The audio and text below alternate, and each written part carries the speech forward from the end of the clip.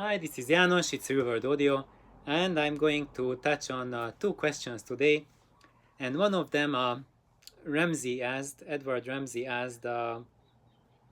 something very salient about single driver speakers, and I can't find it on my YouTube channel search, but he asked something like this, uh, that how how is the frequency extension with my full range speakers, and what about the coloration, and how about measuring them? Have I measured them or tested them in some way?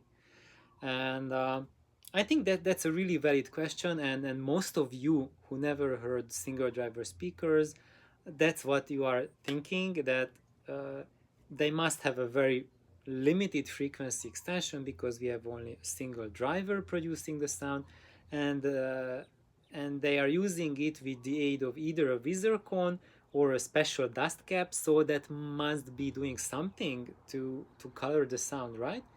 And actually the answer to that is yes and no. And here really I want to just bust the myth of the colored sound speakers, how the way we look at speakers coloring the sound, um, because when you look at the figures of a frequency output of a driver, when you look at the SPL measurements, what you see there, and then you see that maybe there's a dip at 2 kilohertz, or a hump at 2 kilohertz, and then something at 10 kilohertz happening, and so on. Then what you want to look for, it might not be the driver that is ruler flat. And why is that? And that won't guarantee you that now you will have uncolored sound when you put it in your home. Not by a very, very, very long shot. And why is that? The reason for that is because when you have a driver, when you put it in a cabinet, then you are going to alter a lot what you have in the charts, what is published. Then you have multi-driver speakers using the crossovers. You can alter that to a quite wide range.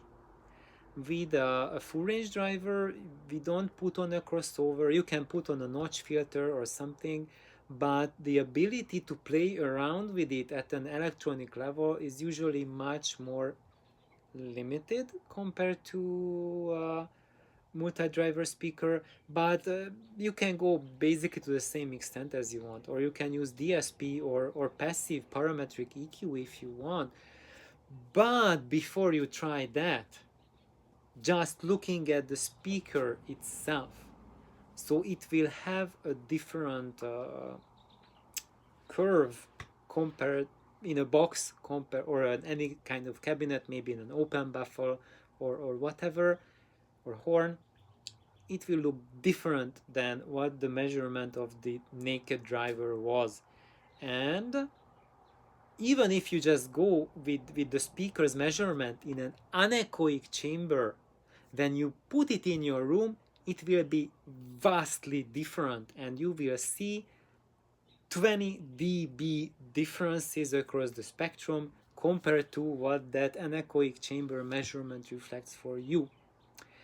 And what we need to do, what we have to do, is to find a speaker that has specific colorations in its sound spectrum that match your room, that complement your room. And that's why the most critical part of audio is matching speakers with your room, because you want your speakers to work in the room. And just because a speaker works in a neutral fashion in an anechoic chamber, it has 0.0000 predictive value on how it will perform in your room, whether it will be neutral in your room or colored AF. general experience is when you have a loudspeaker that's ruler flat in an anechoic chamber. That is a stamp, a hard stamp of guarantee that it will fail miserably in a room. And that's an observation that every single manufacturer has made in audio. Every single one of them who has designed a loudspeaker that's ruler flat in an anechoic chamber, all of them without fail mention that that was the single loudspeaker that failed most miserably in any listening test. So basically, when you are looking at a driver's response, you really have to think, will it work in the room or not? And that's something that I cannot really answer to anyone, whether it will work in your room or it won't work in your room. And that's why when you see the frequency response curves for full range drivers, that maybe you see like in the mid-range or upper mid-range, you see a little peak, and maybe you see an extra peak in the high frequencies, that is not predictive that it will be colored. I will give you a very specific response because actually the original question really applied to my speakers, to my Voigt pipes with the Cube Audio drivers. So I'm going to be now very specific. So when we look, let me see, do I have the measurements pulled up here? So when we look at Cube Audio's website, they have done measurements to measure the driver, but it's kind of moving.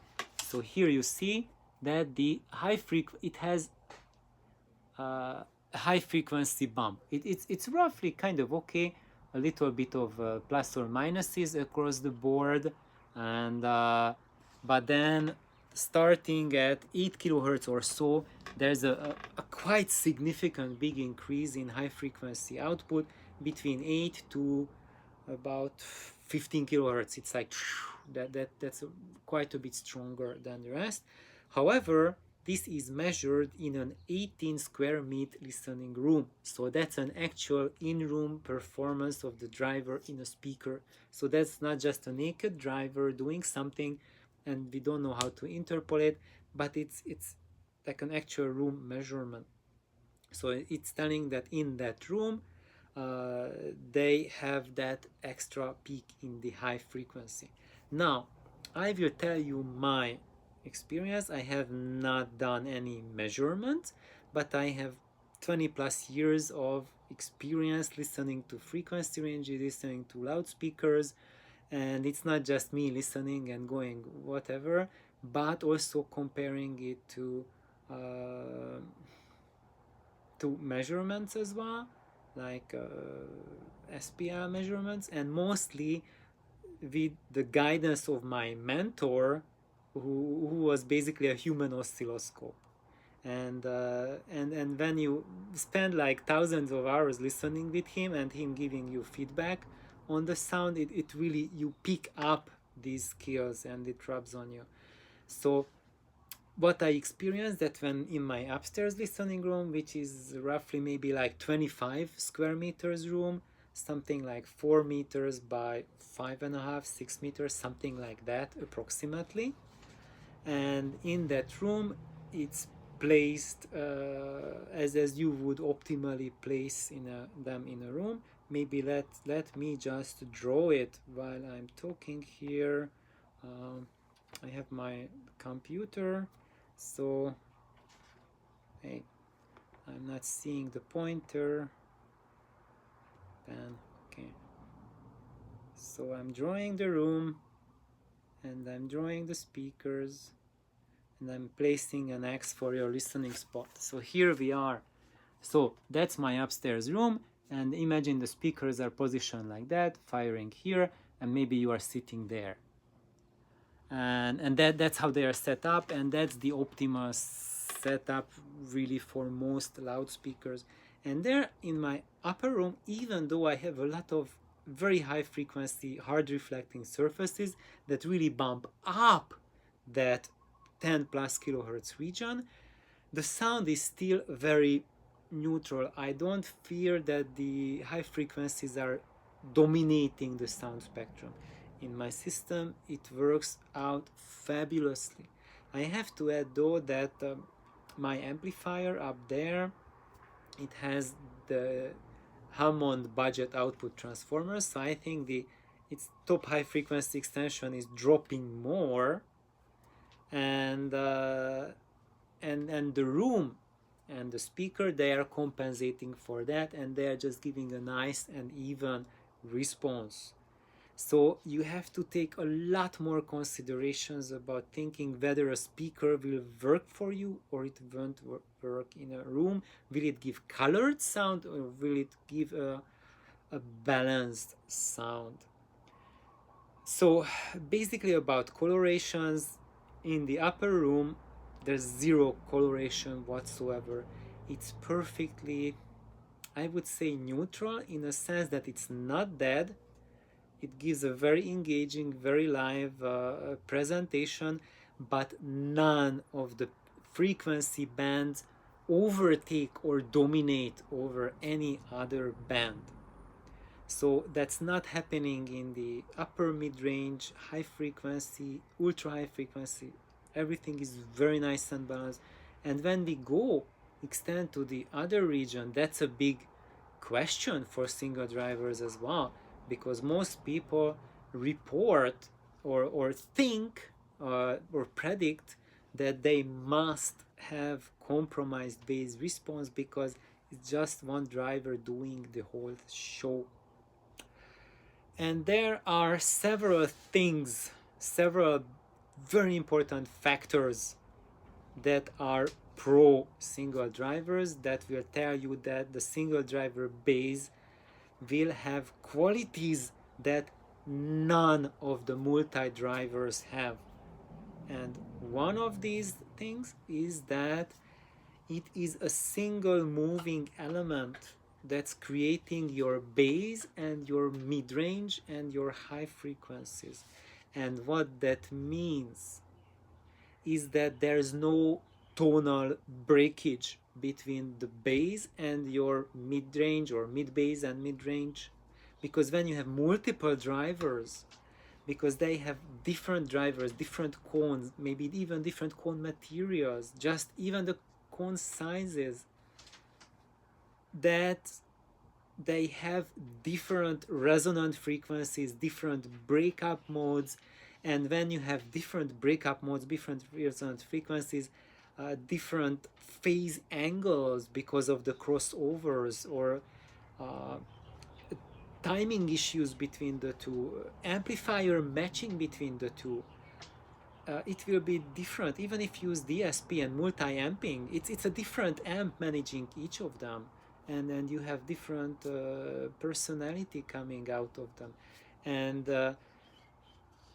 and what you are going to lose with multi-drivers is the coherence in the bass, because what people never ever mention about bass response is that the quality, how good the bass is, depends on how well the bass is integrated into the mid-range and high frequencies.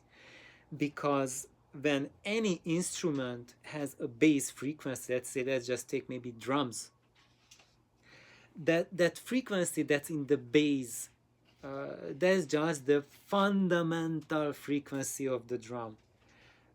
For that to sound not like a test tone, but as a drum, you need to have the upper frequency spectrum correctly reproduced. If you are just getting that sine wave type of response, just boom, just the fundamental, that doesn't sound like a drum. That sounds like a kind of like a that. And to turn that the subwoofer has, yeah, it reproduces it like, whew, they're good, you know, but it won't turn into a drum.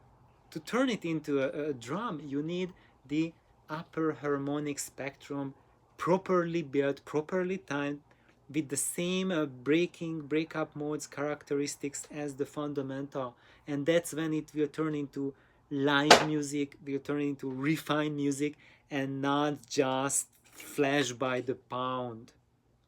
And sure, the flash by the pound attitude, let's go at it with a huge subwoofer. You can crank volume as low as you want, high as you want. You will win all the loudness wars, and you will also bust your eardrums in the attempt of keeping up. Your sub can keep up with the volume, but your ears and brains cannot. If you want to turn down the volume, they will poop out, they will fail, because that's when you start turning down the volume, that's when your ears and the brains will be able to tell what you are hearing. If you are cranking the F out of your system, you can't hear quality of the sound because you're overloading, massively overloading your auditory system. And that will lead to another comment that I have just received, but I will give it a full video. So now coming back to this bass situation, yes, you will say that even single drivers, they have breakup modes, they have the visor cone and the main cone, or dust cap and the main cone, so you are still handling different resonant modes. But the key difference no one told you is that these elements are attached to the same former, to the same voice coil. And because they're mechanically connected together, their resonant modes, their resonant frequencies originate from the same place. They occur in the same mode. So what you are getting is synchronized coloration to the sound. And when you had a two-way or three-way speaker, each of them is giving you something different. So in the case of a single driver, is it coloring the sound? Yes, but you are getting one freaking coloration. If you have two-way speakers, does it color the sound? Yeah. And you're getting two different colorations. Three-way speakers, three different colorations. I want to get better frequency extension. Let's throw in 7 drivers. You're getting 7 different personalities. It's called schizophrenia, acoustic schizophrenia. And the only guy that doesn't do that is the single driver speaker. You're getting just a single annoying feature. So there's no perfect technology. Single driver technology is not perfect either. But when we go for multiple drivers, we are increasing this schizophrenia and paranoia that comes with colorations. And really, what these, how the colorations, how the frequency, EQ, the spectrum works with your room. For example, coming back again to my speakers, they work perfectly upstairs. From low frequency, from 25 Hertz on up to 20 kilohertz, it marvelously matches the room. I have never heard anything match any room so well in my entire life. I hope that's it in for everyone. Okay, so now we can move on. And when I took them downstairs, now here they don't match this room as well. So what I'm seeing here is that the mid bass and low bass at shelf down, at riding lower than the rest of the spectrum. And is that the problem of the speaker itself? I have that happening with every single loudspeaker that I have put down here. And that's something that you can correct if your speakers have like a big mid-bass hump and big low frequency, lot of juice. And the only thing that can bring that much juice to the table is these big Altec babies, the Voice of Lancelot. Yeah, they have that much juice that actually, with that freaking power in the room, they just sound linear. So the mid bass is just right. But if I were to take them upstairs, probably the mid bass would be just like punching me in the gut. So I hope, Ramsey, that answers the question. But I have one more part to answer to that question, why I am not worried that it's just one driver. How come it can handle that extended frequency response? But I just realized it's 20 minutes already, and this explanation is going to take at least 10 minutes. So thank you for the question. Have an awesome day. Please like and subscribe for my new viewers, and checking out. Bye bye.